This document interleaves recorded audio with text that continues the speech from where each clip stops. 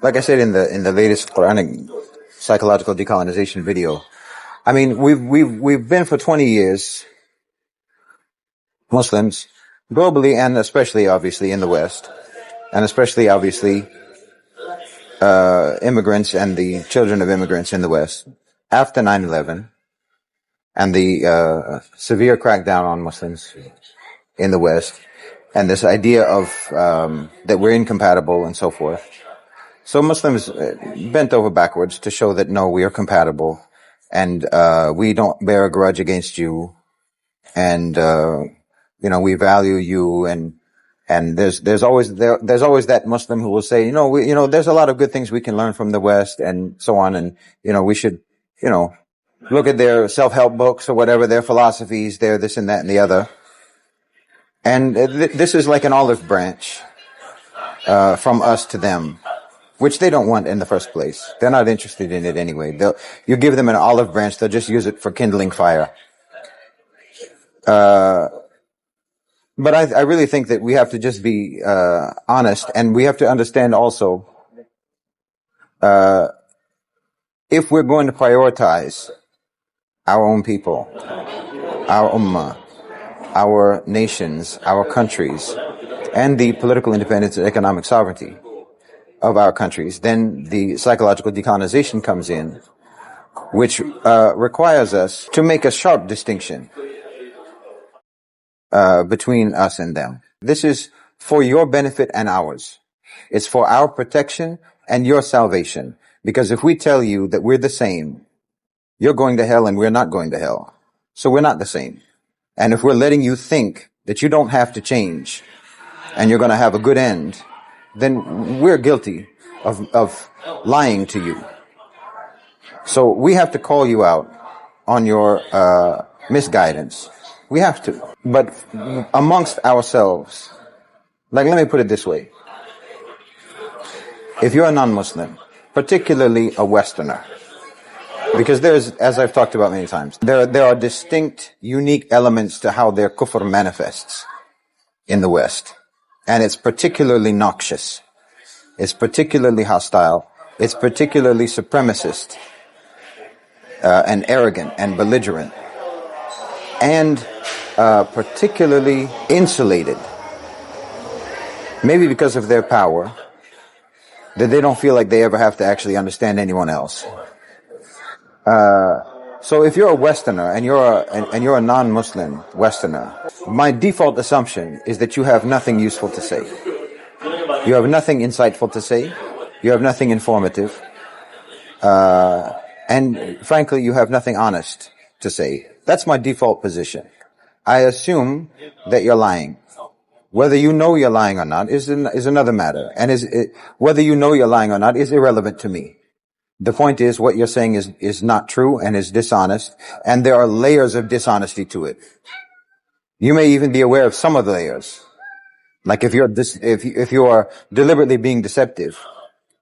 But if you're not deliberately being deceptive, then there are layers and layers that you're not even aware of, that you're covered in, of dishonesty and lies and deception. So Muslims, I think you really should, like I was saying, if I'm gonna deign to listen to a non-Muslim, you begin in a hole from the beginning. You're in a deep hole of credibility that you have to work very hard to prove that you have credibility and should be listened to. Because otherwise I will take it as that it's just a waste of my time. And potentially damaging if I listen to you. And I don't understand why. Well, okay, on one level I do understand why Muslims, there's these kuffar who are obsessed with Muslims and who weasel their way into our good graces and weasel their way into our trust by saying things that they know we'll like, being pro-Palestinian, talking about Muslim oppression, talking about how the West has hurt Muslims and so on. They say all of these things to weasel their way into our trust and to weasel their way into our confidence. And then they start with their waswasa. Once they get close enough to whisper in our ears, then they start whispering all kinds of treacherous, self-destructive, sabotaging propaganda. And they've already established with us, like Iblis, I'm a sincere advisor to you. And I'm not going to mention their names because the names are irrelevant. It's a type. And they've been this type. There's always been this type. And no one remembers their names. So there's no reason to mention their names. But everyone knows the types of people that I'm talking about. Some of them are openly kuffar, and some of them are officially Muslims, as Abdullah bin Ubay was officially Muslim. And it's transparent that they're enemies of the Muslims. It's transparent. And it's strange to me that people don't find it sus. It's strange to me that people don't find it conspicuous. It's strange to me that people can't see right through it. That the ratio of your content that is about indicting the West versus the ratio of your content that is about indicting the Muslims is disproportionately on the side of it's all our fault. It's our rulers' fault. It's our state's fault. It's our government's fault. And then you add to that the fact that even when you indict the West, what you're actually doing is heralding how powerful and how successful the West has been at destroying the Muslims. That's actually what you're doing.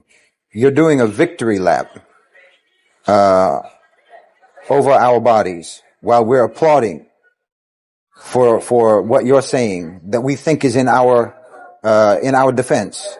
But actually what you're doing is just trying to cement in our minds that we are failed, that we're defeated, that we're crushed, that there's nothing left of us, there's nothing left of the Ummah, there's nothing left of Islam, there's nothing left of the Muslims, which is a myth of Western power. It's a myth of Western triumph over the Muslims, and it's completely false.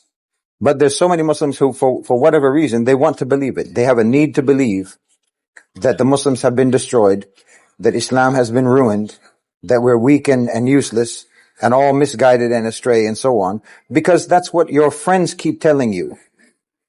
Your usually white, Western, European, Australian, American friends keep telling you how useless you are.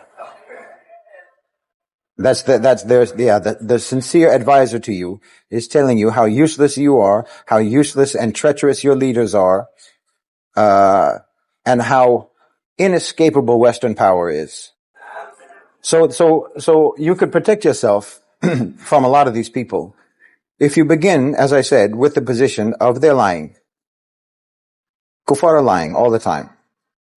Don't begin with look, husn al-dhan doesn't apply to them. Why would it apply to them? Why would you apply husn al-dhan to kuffar? It makes no sense. I think the best of Muslims. I give benefit of the doubt of the Muslims. But why would I give, like I said before, you know that there's a cover on their hearing, there's a cover on their hearts, there's a seal on their hearts, there's a veil over their vision. I don't need to give a benefit of the doubt that somehow you have been able to overcome all of those restrictions on your ability to observe and understand reality that Allah has placed upon you, that somehow you are so special that you've been able to circumvent all of those restrictions without becoming a Muslim. And you have such a great insight and an understanding that I'm going to bother listening to you. It's really like listening to a blind man tell you what the sunset looks like instead of looking at the sunset. It makes no sense. But Muslims, I don't know. Again, this is part of a psychological decolonization that it seems to be a certain segment of the ummah that still can't bear to accept and bear to recognize that these Westerners, that these Europeans, that these Americans, that these white people You have a white savior complex, actually.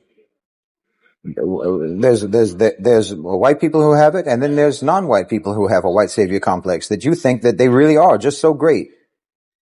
You can't stand to think that they're not great and wonderful, and that they don't love you. That's why you want to say it's because the Jews have manipulated them. Otherwise, they would love me. Allah didn't tell you that. Allah didn't tell you that they love you. He said it's you who love them and they don't love you. But you're going to believe, some Western white Orientalist, some so-called journalist, propagandist, who does nothing but incite hate between Muslims, between Muslims and their rulers, between Muslims and their governments, between Muslims and each other, and instills and implants in you an absolute certainty that you can never be anything and can never do anything because the West has you locked up no matter what, and they have your leaders locked up, and everything is pointless. And this is your friend, and you keep following it, and you keep listening to it, and you think that's not having an effect on your mind, on your attitude, on your perception, and on your iman. And stop listening to these people. I don't know why you listen to them in the first place. I honestly don't. And that's why I'm saying you need to begin from the position that they have nothing important or useful or insightful or helpful to say. Let them talk about the things that they can talk about, like a Norman Finkelstein. He's a Jew, and he's talking about Jews, and he's talking about Israel. He's not trying to tell us about ourselves.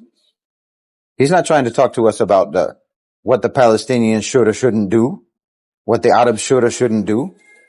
He's number one, he's a Jew, he's an American, and he's talking about the Jews, he's talking about American policy and Israel. He's talking about what he can talk about. He's talking about things that are within the realm of the kuffar. But if you're a kafir and you're coming in and trying to talk about things that are in the realm of Islam and the realm of Muslims, I'm sorry, you're not welcome. That's enough.